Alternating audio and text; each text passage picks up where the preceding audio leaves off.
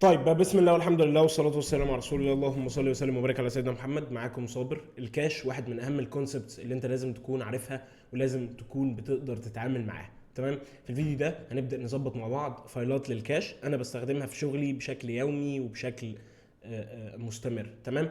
طيب في باكج حلوة اسمها فلاتر نيتيف سبلاش. فتحت كنت فاتح فيديو بالغلط للأسطورة تامر الجيار. تمام. هنخش على باب دوت ديف. هنخش على الباب دوت ديف وعايزين نكتب شيرد بريف بالشكل ده. تمام. دخلني على الباب دوت ديف والشيرد بريفرنس باكج. طيب هاخد الباكج دي كوبي واروح على الباب سبيك دوت يامل. مش همسح، مش هقص حاجه في المونتاج ما تقلقش. طيب هنزل تحت هعمل سيكشن جديد هسميه كاش وكاش وستورج بالشكل ده. انا بحب اقسم الدنيا لسكاشن. ليه؟ عشان لما احتاج باكج او حد او اعدل في حاجه يعني تبقى الدنيا متنظمه. تعال نعمل السكشن هنا اليو اي ده يبقى فيه الفلاتر نيتيف سبلاش وكل الباكجات بقى بتاعت اليو اي. زي مثلا لو انا استخدمت حاجه للديت تايم بيكر مش عارف ايه الكلام ده كله، هبدا ان انا احط حبه الويدجتس او حبه الباكجات بتاعت اليو اي دي في السكشن ده. تمام. تعالى بقى نبدا نقسم الفايلات او الاستراكشر بتاعنا. انا بعمل ايه في الفولدر ستراكشر في البروجكت بشكل عام؟ بعمل ايه؟ بقسم الموضوع لثلاث فولدرات رئيسيين. اول فولدر وهو الكونفج، وهو بيبقى فيه الكونفجريشنز بتاعه الابلكيشن بشكل عام. زي ايه مثلا؟ زي الكاش والستورج واللوكاليزيشن والحاجات دي كلها ببدا ان انا ارميها في فولدر الكونفج. ده بيبقى خاص بالكونفجريشنز بتاعه الابلكيشن كلها. تاني فولدر وهو الكور، وبيبقى فيه الحاجات الكومن اللي ما بين اليو اي او ما بين اقصد الابلكيشن كله. يعني مثلا زي الهيلبرز اللي انا بستخدمها بشكل مكثف قوي. لو انا عندي حبه اكستنشنز كده، عندي يوتلز، الحاجات دي كلها نبدا مع بعض نعملها واحده واحده. ما تقلقش خالص خالص خالص خالص. هنبدا نعملها ونحطها ونظبط الفايلات بتاعتها واحده واحده يعني. تمام. ثالث فولدر وهو الفيتشرز، والفيتشرز ده بيبقى فيه الفيتشرز اللي انا بعملها بشكل عام في البروجكت. يعني لو عملت مثلا اوثنتيكيشن ببدا ان انا اعمل فولدر جوه الفيتشرز ده بسميه اوس مثلا، وابدا ان انا احط مثلا فيه جوه الفولدرات بتاعت الساين اب واللوجن والفورجيت باسورد والحاجات دي كلها. طيب انا هعمل فولدر هنا هسميه كونفج، بلاش نحرق كتير. واعمل فولدر هنا تاني هسميه كور. ومش هعمل فولدرات تانية، هعمل فولدر بقى جوه الكونفج ده هسميه كاش. وفولدر تاني هسميه مثلا ممكن نعمل لوكاليزيشن مثلا، لوكاليزيشن بالشكل ده. تمام. الكاش هعمل جواه فايل هسميه كاش هيلبر. وكاش هيلبر ده هيبقى فيه كل الميثودز او كل الحاجات اللي انا بستخدمها او بتعامل مع الكاش عن طريقها يعني. تمام. هعمل كلاس هسميه كاش هيلبر وهنبدا نتعامل مع الباكج بتاعه الشيرد بريفرنسز دي. طيب الباكج دي عشان نستخدمها بيقول لك المفروض تروح تعمل اوبجكت من الشيرد بريفرنسز دي عن طريق الفانكشن اللي اسمها جيت انستنس، بترجع لك اوبجكت للشيرد بريفرنسز يعني. طيب والجيت انستنس دي معلومه حابب ان انا اوضحها، هي بترجع لك سنجلتون. يعني الاوبجكت بتاع الشيرد بريفرنسز ده هو اوبجكت واحد مرمي في الميموري. مهما تعمل ريكول للفانكشن اللي اسمها جيت انستنس دي، مهما تقعد تنادي على الفانكشن دي، هيرجع لك نفس الانستنس او نفس الاوبجكت اللي موجود جوه الميموري. لو عايز تفهم اكتر ممكن تدور على السنجلتون ديزاين باترن يعني، وتبدا ان انت تفهم الموضوع اكتر يعني. تمام. طيب هعمل امبورت للشيرد بريفرنس وانا مش هانيشالايز كده على طول. ليه مش هانيشالايز كده على طول؟ عشان ده حاجه ايه سينكرونس يعني. فانا هبدا ان انا اعمل فانكشن هسميها init. دي وظيفتها ان هي تانيشالايز الاوبجكت بتاع الشيرد بريفرنسز ده. طيب هبدا ان انا انيشالايز الاوبجكت بتاع الشيرد بريفرنسز ده عن طريق الايه الفانكشن اللي اسمها init دي. يعني init دي هاجي هنا اقول له init الشيرد بريفرنسز اوبجكت يعني ابدا ان انت اعمل له انيشالايز. وابدا ان انا كل الفانكشن اللي اسمها init دي اللي هي هتكون ستاتيك. طيب هبدا ان انا كل الفانكشن دي في المين. طيب ليه انا بعمل كده؟ انا بعمل كده لسبب واحد قوي، لسبب واحد بسيط قوي، ان انا عايز ان انا اتعامل مع الكاش او اجيت الحاجات اللي انا مسيفها في الكاش. مش عايز اتعامل مع اسين كومبيوتيشن وانا بتعامل مع الكاش وبجيب داتا من الكاش. ليه؟ طيب عشان مثلا ساعات انا بحتاج ان انا اعرض داتا معينه من الكاش في اليو اي، زي مثلا لاست ديجيتس فروم موبايل نمبر يوزر مش عارف ايه الحاجات دي كلها. الحاجات اللي هي حبه حاجات بسيفها في الكاش كده، ساعات بحتاج ان انا اعرض حاجه منهم على اليو اي، فمش عايز اوجع دماغي وابدا ان انا استنى بقى وابدا ان انا اعرض الداتا بعد ما اجيبها وهكذا والحاجات دي كلها. فببدا ان انا انيشالايز الاوبجكت ده مره واحده في المين، وبعد كده ببدا ان انا اتعامل مع الكاش على طول، والاوبجكت ده كده كده بيبقى موجود في الميموري وجاهز وموجود يعني، واقدر ان انا استخدمه في اي وقت. تمام. طيب تعالى نكول الفانكشن دي في المين. تعالى نروح على المين ونبدا نكول الفانكشن دي. تعالى نخلي الفانكشن دي async. تعالى نخلي دي نيجي نقول له await الكاش هيلبر دوت init، وتعالى نعمل import الكاش هيلبر. طيب عايزين نعمل كام فانكشن كده يساعدونا في ان احنا نتعامل مع الكاش. اول فانكشن اعملها وهي الست، ودي وظيفتها ببساطه ان انا اكيش من خلالها اي حاجه انا عايز اسيفها في الكاش. طيب الست دي هتاخد حاجتين، هتاخد required string دي وهتاخد value. تمام. هو الراجل شاكرا يعني كمل لنا الفانكشن، وهي فانكشن بسيطه قوي قوي قوي قوي. بيقول لك هنا ايه في الدوكيومنتيشنز بتاعتهم، بيقول لك والله لو انت عايز تسيف مثلا انتجر او حاجه، بتيجي تستخدم البريفس اوبجكت اللي انت عامله ده، وتيجي تكول الفانكشن اللي اسمها set int. تمام. تعالى نعمل زوم هنا. طيب هتستخدم الفانكشن اللي اسمها set integer دي، هتبدا ان هي تسيف الانتجر اللي هو ال10 ده عند الكي اللي موجود اللي اسمه كاونتر ده في الميموري يعني. تمام. في فانكشن برضو اسمها set بول عشان تسيف بول، set دبل، set string، set string list لو انت عايز تسيف لسته من السترنج يعني. تمام. طيب فانا بدات هنا ان انا اعمل ايه، اكل البريفس اوبجكت ده، وابدا ان انا اخد فاليو. الفاليو دي مش عايزها سترينج ومش عايزها دبل ومش عايزها انتجر، مش عايز ريستريكت اليوزر بتايب معين، فهو هيديني اي تايب في الدنيا، وهبدا ان انا اتشيك على التايب ده. لو كان التايب ده سترينج، ابدا ان انت سيت السترينج ده وبصيله الكي والفاليو. لو كان انتجر، ابدا ان انت كيش لي الكي ده از ان انتجر يعني داتا تايب. تمام. نفس الفكره في السيت دبل والسيت بوليان. ممكن برضو لو كان مثلا else if، لو كان الفاليو دي is list of string، ابدا ان انت كيشها as a list of string.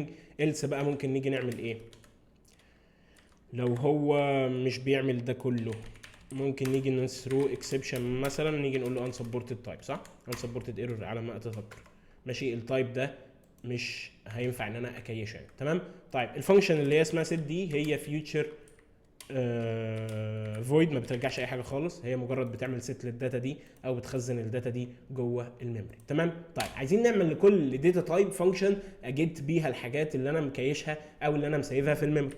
فانا هعمل فانكشن هسميها get string، دي هتاخد كي وهتبدا ان هي ترجع لي الكي ده. تعالى نعمل، ما بحبش الارو فانكشن دي، تعالى نخليها هنا نريتيرن بالشكل ده. الكي لما تجيب الكي ده من الميموري. طيب هو هنا بيقول لك لو انت عايز ترايت الداتا، المفروض هتستخدم الفانكشنز دي set end وset بول وset دبل وset string وset string list وهكذا، وكل دول async بياخدوا وقت في ان انت عشان تسيف حاجه، ده بياخد شويه وقت، فلازم دي async كومبيتيشن بتاخد شويه وقت، فلازم تستخدم async واويت. انما في ان انت تريد او تريتريف داتا انت مسيفها في الكاش، ده مش محتاج async، او هي مش عمليه بتاخد وقت يعني، فمش لازم تستخدم اويت هنا او اي حاجه خالص، جدا جدا جدا وعادي والدنيا بسيطه. طيب امال انا ليه بروح اعمل الحركه دي؟ طيب بما ان انا اريتريف الداتا، انا في نقطه اكتشفتها والله دلوقتي، طب كويس ان انا اكتشفتها. بما ان انا بريتريف الداتا ما بتحتاجش وقت، طب انا ليه بعمل الانت دي هنا وابدا ان انا كل الفانكشن دي في المين؟ اقول لك ليه. هو انا عندي سبب مقنع دلوقتي ليه، عشان مش كل شويه اروح اعمل كده. لا طب ما انا ممكن اعمل كده عادي. بس كل فانكشن لا لاحظ بقى، كل فانكشن هحتاج ان انا اتعامل فيها مع البريفس ده لازم اعمله انيشاليز جوه الفانكشن دي، يعني لازم اروح اعمل كده كل فانكشن، ودي هتتقلب ساعتها async. دي اللقطه ساعتها دي لازم هتبقى asynchronous، فساعتها مش هتظبط يعني. فالانت هنا ده دورها يعني. كويس ان دي ظهرت وريتنا ليه احنا بنعمل ده، ودي حاجه انا بحبها قوي قوي قوي، ان انا بعمل حاجه انا فاهم انا بعملها ليه، مش مجرد ان انا بعملها وخلاص. تمام. تعالى نعمل فانكشن ثانيه نسميها get string. تعالى نعمل get boolean، وتعالى دي هتجيت بول بالشكل ده. يلا كملهم لنا بقى، get string get bool get integer get double get list string. تمام. دي get list string او دي get string list، طبعا ممكن نسميها نفس الاسم. ماشي. طيب هنا هنعمل future دي بترجع سترينج. السترينج ده ممكن يكون نالبل عادي جدا جدا جدا. طيب هو هنا بيقول لك ان السترينج كانت بي ريتيرن، ده مش محتاج فيوتشر لانه هيرجع على طول، فممكن اشيل الفيوتشر دي. قشطه. طيب نفس الكلام هنا، دي هترجع بوليان ممكن يكون نالبل يعني، دي هترجع انتجر برضه ممكن يكون نالبل، ودي هترجع دبل ممكن يكون نالبل، ودي هترجع سترينج ليست. كنت هعمل التايب سترينج ليست اوف سترينج وممكن يكون نالبل برضه بالشكل ده. طيب هنا بيقول لك ايه؟ بيقول لك ان دي الليست كلها ممكن تكون نالبل. تمام. طيب كده الجيت سترينج وجيت بول وجيت انتجر وجيت دبل وجيت سترينج ليست. ناقص حاجه؟ مش ناقص اي حاجه خالص. ناقص ان انا كده بعمل سيت لداتا، بسيف داتا في الكاش، واقدر ان انا اريتريف الداتا او اجيت الداتا عن طريق الميثودز دي كلها، او ان انا اريموف بقى كي من الكيز اللي موجوده، او امسح حاجه موجوده انا مسيفها جوه الكاش عن طريق الريموف فانكشن دي. فممكن ناخد ده، تعالى ناخد ده اي فانكشن من دول، تعالى نسميه ريموف، وبتاخد كي وهتبدا ان هي تريموف الكي ده. الريموف دي بترجع ايه؟ بترجع بوليان اعتقد، صح؟ فيوتشر اوف بول، فدي ممكن ترجع بوليان بالشكل ده. طيب وهنا معترض بيقول لي ايه؟ بيقول لي فيوتشر اوف بول از ايه؟ بيقول لي a value of type future bool can be returned from a method remove because it has دي future يعني. طب ليه future؟ ليه future يا اسطى؟ هي مش remove دي. الريموف دي بتاخد وقت. تمام. الريموف دي هي بتاخد شويه وقت، فانا لازم اعمل ايه؟ سينك اويت بقى. احنا هنفتح ستريم ولا ايه؟ اويت. قشطه. تمام. طيب بعد ريموف عندنا كلير اول داتا. لو انا عايز امسح الداتا كلها اللي موجوده او اللي انا مسيفها في الكاش، فممكن اجي هنا، تعال نعمل فيوتشر اوف، ممكن نسميها كلير اول داتا. دي هبدا ان انا استخدم الفانكشن اللي اسمها كلير. لو وقفنا على كلير دي وقرانا الهنت بتاعها، بيقول لك هنا ايه؟ بيقول لك the user preference for app has been cleared. لما بيمسح البريفرنسز بتاعه اليوزر كلها بترجع لك ترو، فهي بترجع بوليان.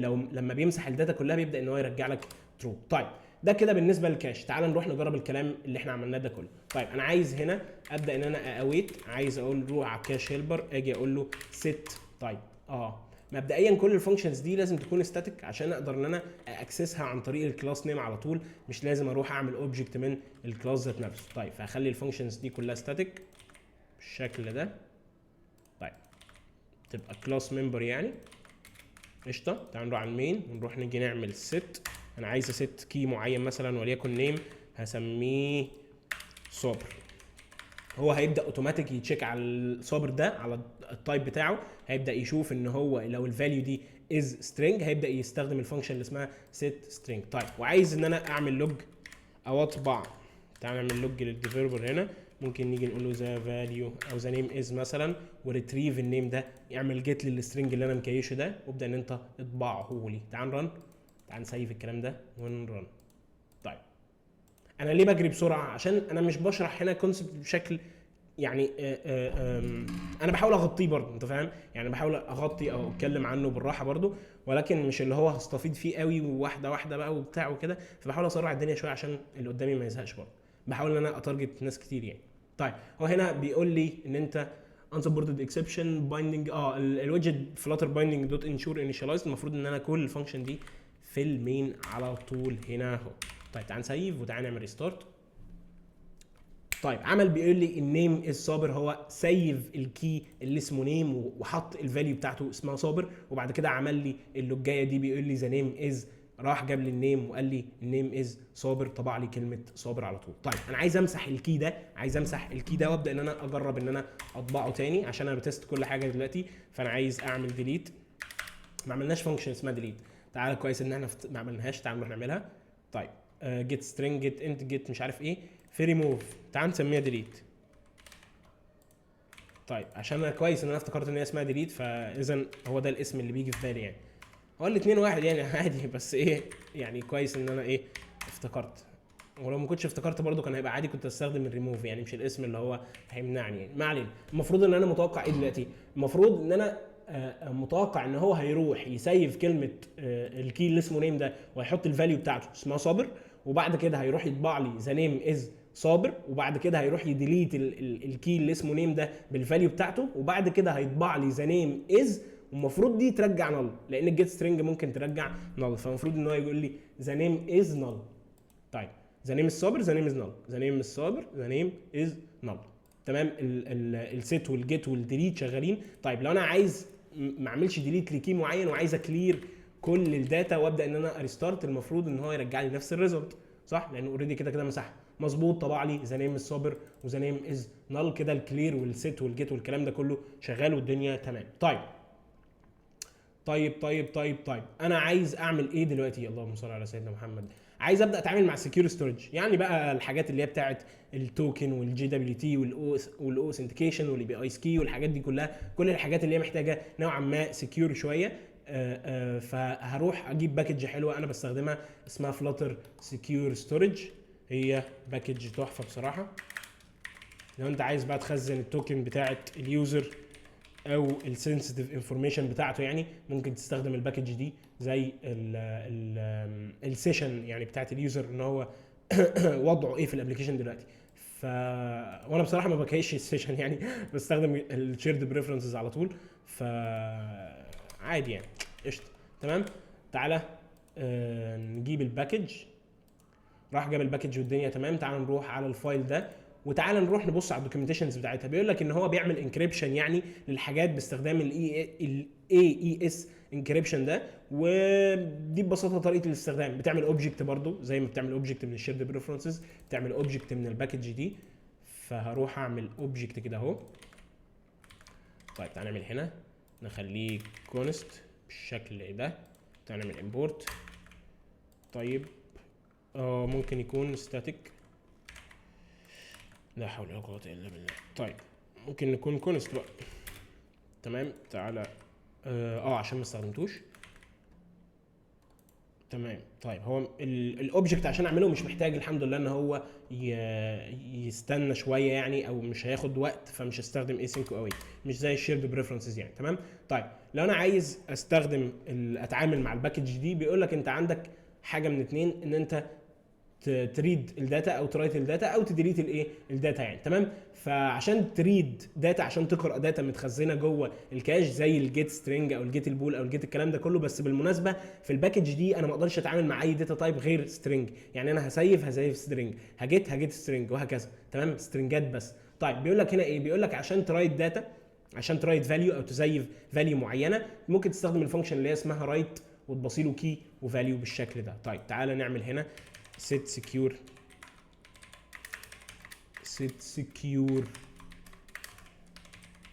string بالشكل ده، او set secure data، ممكن نسميها set secure data.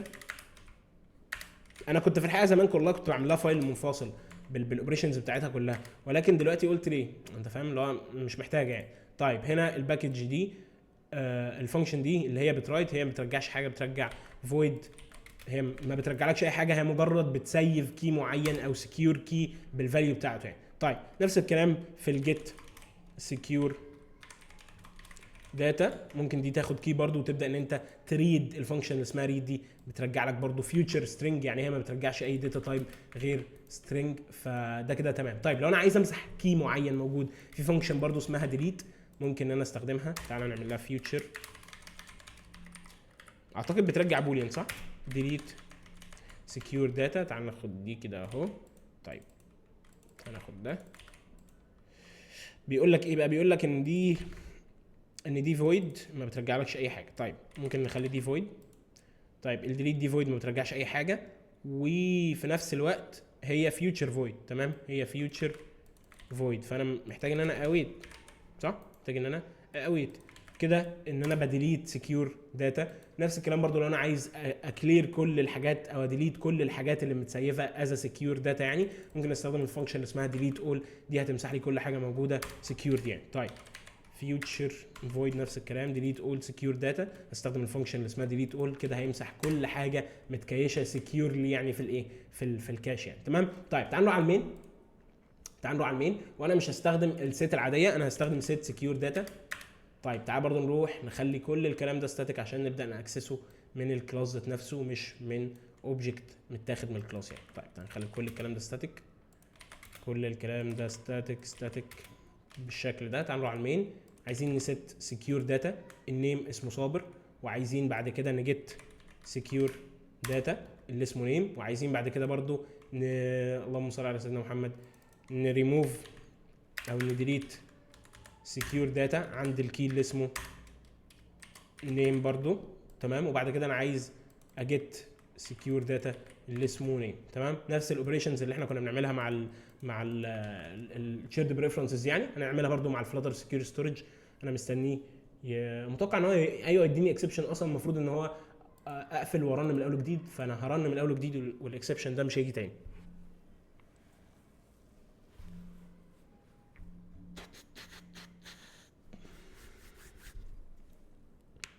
طيب